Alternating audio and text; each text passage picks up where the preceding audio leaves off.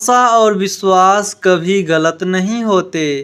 ये हम पर निर्भर करता है कि हमने आशा किससे की और विश्वास किस पर किया। गुरु प्यारी साध संगत जी, बड़े प्यार से कहिए जी, धन निरंकार जी। आशा करते हैं कि आप सभी संत महापुरुष सद्गुरु माता जी के आशीर्वाद से जहाँ भी होंगे सेवा सिमरन और सत्संग करते हुए सद्गुरु के चरणों से जुड़ करके स्वस्थ होंगे, खुश होंगे, प्रसन्न होंगे।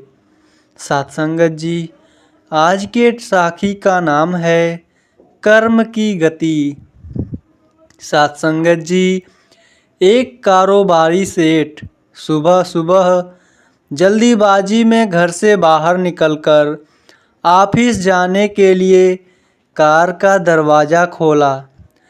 वह जैसे ही बैठने जाता है, उसका पाँव गाड़ी के नीचे बैठे कुत्ते की पूंछ पर पड़ जाता है।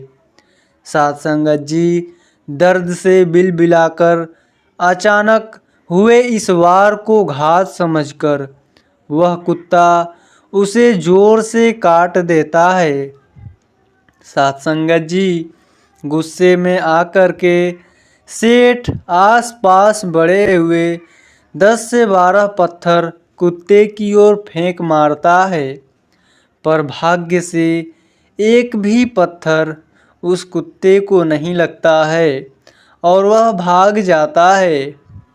साथ संगत जी, जैसे जैसे सेठ जी अपना इलाज करवाकर ऑफिस पहुंचते हैं, जहां उन्होंने अपने मातहत मैनेजर्स की बैठक बुलाई होती है, यहां अनचाहे ही कुत्ते पर आया उनका सारा गुस्सा उन बेचारे प्रबंधकों पर उतर जाता है। साथ संगत जी, वे प्रबंधक भी मीटिंग से बाहर आते ही एक दूसरे पर भड़क जाते हैं। बॉस ने बगैर किसी वाजिब के कारण डांट दिया था।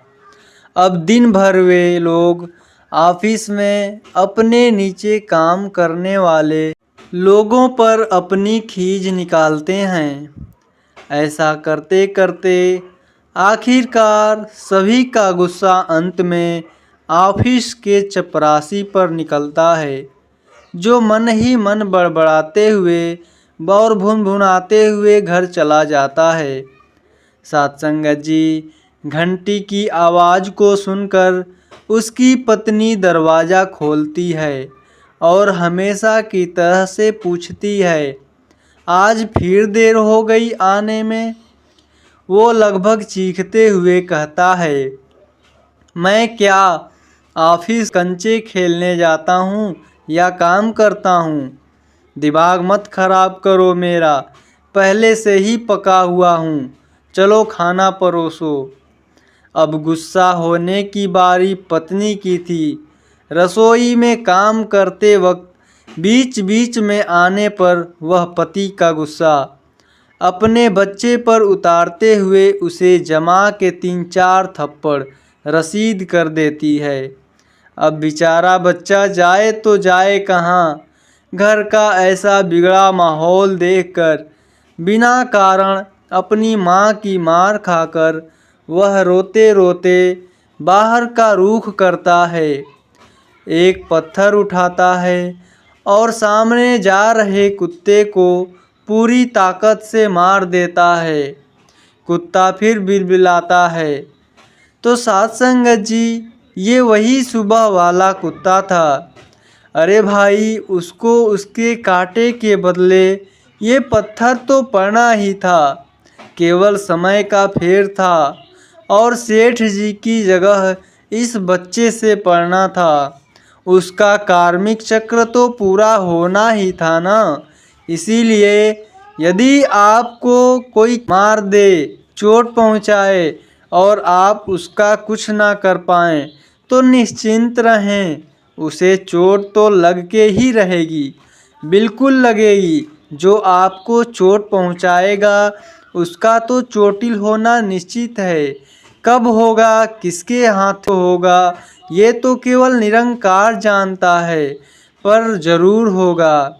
ये तो सृष्टि का नियम है। अर्जुन ने एक रात को स्वप्न में देखा कि एक गाय अपने नवजात बछड़े को प्रेम से चाट रही है। चाटते चाटते वह गाय उस बछड़े की कोमल खाल को छील देती है। उसके शरीर से रक्त निकलने लगता है और वह बेहोश होकर के नीचे गिर जाता है। अर्जुन प्रातः यह स्वप्न भगवान श्री कृष्ण को बताते हैं। भगवान मुस्कुराकर कहते हैं कि यह स्वप्न कलयुग का लक्षण है। कलयुग में माता पिता अपनी संतान को इतना प्रेम करेंगे कि उन्हें सुविधाओं का इतना व्यसनी बना देंगे कि वे उनमें डूबकर अपनी ही हानि कर बैठेंगे। सुविधा भोगी और कुमार्गगामी बनकर विभिन्न अज्ञानताओं में फंसकर अपने होश गंवा देंगे। साथ संगत जी, उम्मीद करते हैं कि आज की यह साखी आप सभी संतों को जरूर पसंद आई होगी। फिर मिलते हैं अगले साखी में। साथ संगत जी, बड़े प्यार से कहिए जी, धन्य निरंकार जी।